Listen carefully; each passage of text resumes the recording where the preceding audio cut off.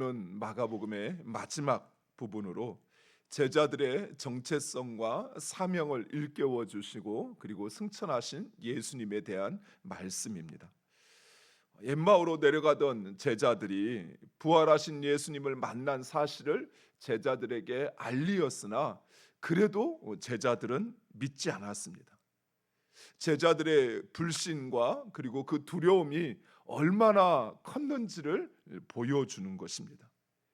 요한복음에 보면 당시 제자들이 모여 있을 때에도 제자들은 유대인들을 두려워하여 그 문을 꽁꽁 걸어 잠그고 있었다라고 이야기합니다. 그런데 예수님께서 그렇게 문을 걸어 잠근 방 안에 그들 가운데 오시며 너에게 평강이 있을지어다라고 하십니다. 물론 이 말씀은 당시 널리 사용되던 인사말이었지만 당시 제자들에게는 좀 특별한 의미를 가지고 있습니다. 즉 제자들은 먼저는 예수님의 죽음으로 인한 슬픔과 또 배신, 좌절감, 낙심감, 그리고 자신들이 지금까지 해온 그 모든 것이 물거품이 되었다라고 하는 그 허무감에 둘러싸여 있었습니다. 더욱이 빈 무덤을 목격한 여인들의 증언과 또 엠마오로 내려가던 그 제자들의 증언으로 인해 그들은 더욱더 두렵고 혼란스러웠습니다. 정말 예수님이 부활하신 건가?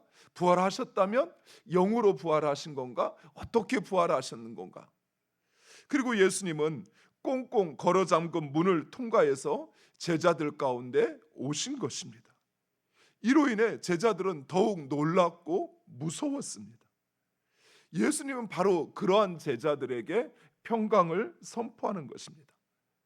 그리고 부활하신 예수님을 영으로 생각하는 제자들에게 못 박힌 손과 발을 보이시고 만져보라 하시고 친히 구운 생선을 받아 먹으심으로 부활을 증거하십니다. 이처럼 예수님은 제자들의 그 연약함을 용납하시고 수용하십니다. 사랑하는 성도 여러분, 우리 모든 사람에게는 누구에게나 연약함이 있습니다. 남들에게 내 연약함이 드러나느냐 드러나지 않느냐라고 하는 것은 차이가 있을지 모르지만 또 그 연약함이 다른 이들보다 내가 좀 더 많으냐 적으냐라고 하는 것에 차이가 있을 수는 있으나 모든 사람이 연약함을 가지고 있습니다. 세계적인 물리학자요 또 노벨상을 받았던 아인슈타인 한 번은 기차를 타고 어느 곳을 여행을 하는데 저 멀리서 승무원이 기차표를 이제 체크를 하고 오는 것입니다. 그래서 자신도 이제 그 기차표를 보여주기 위해서 한참을 찾는데 기차표가 없는 거예요. 승무원이 가까이 올 때까지 기차표를 열심히 찾았답니다. 그런데 승무원이 이렇게 보니까 다른 사람이 아닌 아인슈타인이네요. 그래서 선생님 괜찮습니다. 제가 누군지 아니까 선생님 여행하는 데까지 목적지까지 편안히 가세요 하며 선처를 베풀어 주었습니다. 그리고 승무원이 지나가려고 하는데도 계속 기차표를 찾는 거예요. 그래서 승무원이 아니 선생님 괜찮다는데 왜 이렇게 찾으세요? 라고 하니까 기차표를 찾아야 내가 목적지를 알 수 있다고. 자기가 어딜 가는지 그걸 깜빡 잃어버린 것이. 아인슈타인은 20년 동안 자기가 살았던 그 집의 주소를 몰랐다고 합니다. 자기가 관심 있는 분야에서는 세계적인 박사였지만 그렇지 않은 곳에서는 이처럼 연약함을 가지고 있었던 것입니다. 사랑하는 성도 여러분, 우리 하나님은 우리의 연약함을 너무나도 잘 아시는 분이십니다. 왜냐하면 그 하나님은 나를 만드신 분이시기 때문에 그래요. 내 몸을 조성하실 뿐만 아니라 내 마음도 내 기질도 내 유전자도 그 하나님이 다 만드셨기에 내가 어떤 연약함이 있는지 우리 하나님은 너무나도 잘 알고 계십니다. 또 우리의 삶을 인도하시는 분이시기에 내가 경험한 그 모든 일을 통해서 내가 갖고 있는 상처가 무엇인지 또 내 아픔이 무엇인지 우리 주님은 너무나도 잘 알고 계셔요. 그리고 그것을 아시고 또 그것을 비난하고 책망하시는 분이 아니라 오히려 우리의 연약함을 체휼하시는 하나님이십니다. 그래서 우리의 연약함을 주님 앞에 고백하며 나아가면 주님은 우리의 연약함을 도우사 우리로 죄를 이기게 하실 뿐만 아니라 승리자로 살아갈 수 있도록 우리에게 능력을 더하여 주십니다. 우리 성경 한 군데 한번 찾아보겠습니다. 뒤로 넘겨서 야고보서 1장 5절 말씀, 야고보서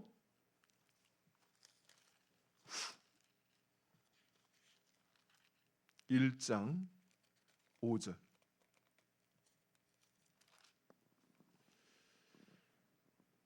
(369페이지입니다) 신약성경 369페이지.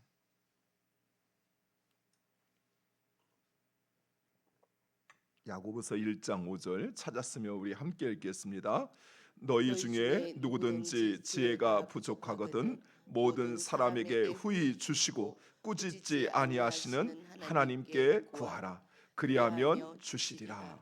아멘. 우리 하나님은 우리에게 무엇이 필요한지 너무나도 잘 알고 있습니다.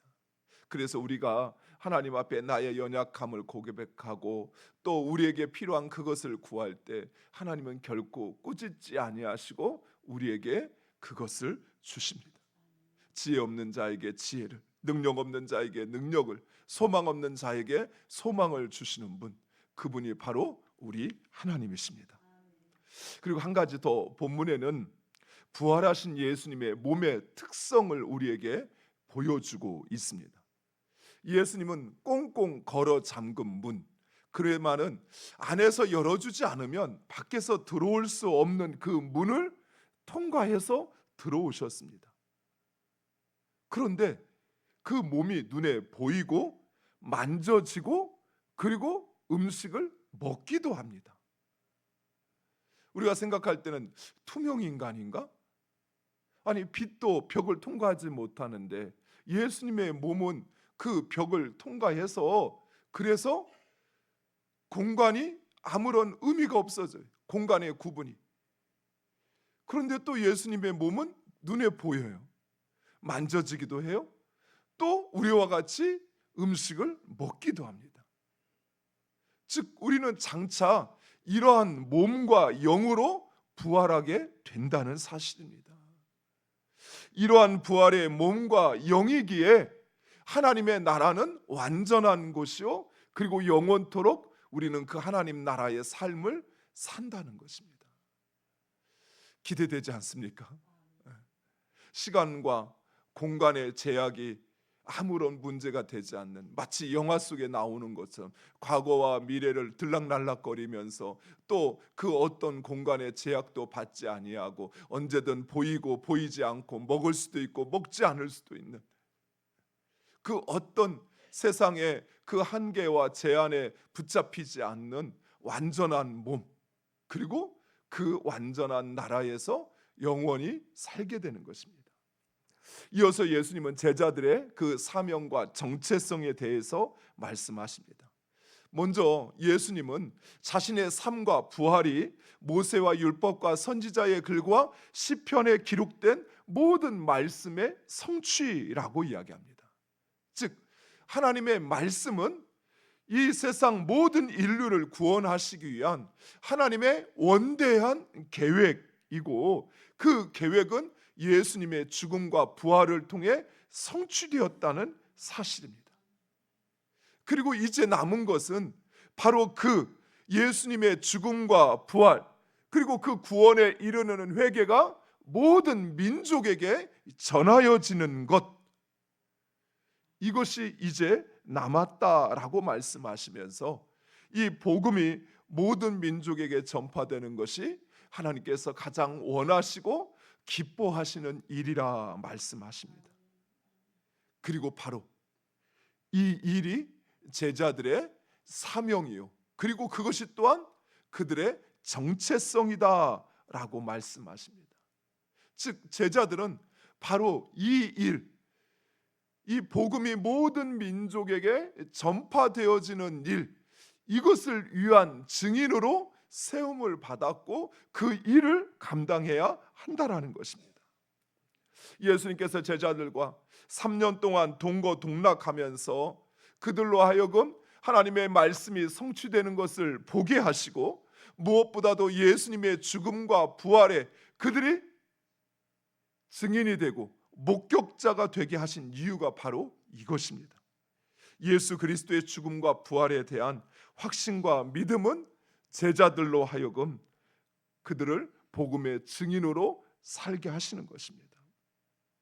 실제로 이제 예수님의 제자들이 그 예수님의 부활에 대하여 확신을 갖게 되었을 때 그들은 당당하게 예수님의 그 삶과 죽음과 부활을 선포합니다.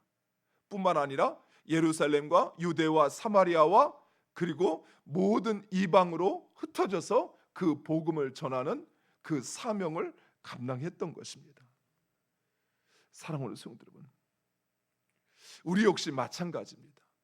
하나님께서 우리를 구원하시고 그리고 하나님의 자녀로 살게 하시며 그 은혜를 마음껏 누리게 하시는 이유가 바로 여기에 있습니다.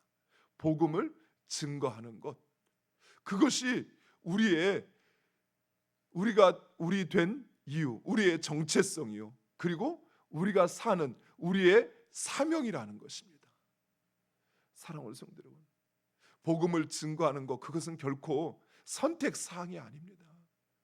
또 할 수 있을 때 하고 할 수 없으면 하지 않는 것이 아니에요. 어느 때든지 내가 어떤 상황에 있든지 그 복음을 증거하는 것, 그것은 우리가 존재하는 사는 이유요, 그리고 그것을 위해서 내가 구원받고 내가 하나님의 사랑과 은혜를 누리게 된 것입니다. 그런데 우리는 자주 이러한 우리의 사명과 정체성을 망각해요. 하나님의 은혜와 사랑에 대해서는 알고 감사하는데 그저 내가 누리는 것에 멈추려고 해요. 사랑하는 성도 여러분, 예수님께서 제자들에게 이처럼 부활에 대하여 증거하고 있고 또 그들을 찾아오셔서 만나시는 이유가 바로 여기에 있습니다. 사랑하는 성도 여러분, 복음을 증거하는 것, 그것은 몇몇 사람들이 그들이 좋아서 하는 게 아니에요. 우리 모두의 사명임을 잊지 마시기 바랍니다. 무엇보다도 예수 그리스도의 증인으로 살기 위해서는 예수 그리스도의 죽음과 부활을 분명히 확신하고 믿어야 합니다. 예수님께서 죽음 가운데 3일 만에 살아나셨음을 믿는다면 우리도 그 부활의 첫 열매 되신 예수 그리스도와 같이 어떤 상황에서든 또 죽음 가운데서도 하나님께서 우리를 살리실 것을, 또 살아서 믿는 자는 영원히 죽지 아니하리라는 이 말씀을 믿는다면 우리는 예수 그리스도의 이 죽음과 부활, 이 복음을 담대하게 증언해야 할 것입니다. 그리고 예수님은 이를 위해서 먼저 제자들의 마음을 열어 성경을 깨닫게 하십니다. 그래서 예수님이 말씀하실 때 그 말씀이 이제는 믿어지기 시작해요. 이해되어지기 시작해요. 그리고 하나님께서 약속하신 성령의 능력을 힘입을 때까지 기다리라라고 말씀하십니다.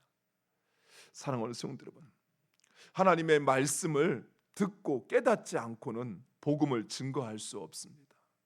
그리고 하나님의 약속하신 성령을 우리에게 반드시 보내주실 것입니다. 그리고 우리로 그 성령 충만하여 복음 전함을 감당케 하실 것입니다. 반대로 설명하면 성령 충만은 다른 게 아니에요. 복음을 증거하는 것입니다. 복음을 증거하는 사람, 그 사람이 진정 성령의 인도함을 받는 사람이요, 성령의 충만한 사람인 것입니다. 그리고 예수님은 하늘로 올리시어 하늘 보좌에 앉으십니다. 이것이 바로 우리의 미래입니다. 사랑하는 성도 여러분, 이 땅을 사는 날 우리가 주를 위해서 주의 복음을 땅 끝까지 전하고, 그리고 우리의 사명에 다 마치면 하나님께서 우리를 주님의 나라로 부르시어 그 영광의 자리에 참여하게 하실 것입니다. 그 영광의 날은 하루가 아니에요. 영원히 계속됩니다. 그 날을 소망하면서 잠시 세상에서 복음을 위하여 받는 그 고난을 두려워하지 마시고 이 복음을 땅 끝까지 전하는 여러분 되시기를 간절히 축원드립니다. 기도하겠습니다. 아버지 하나님, 누가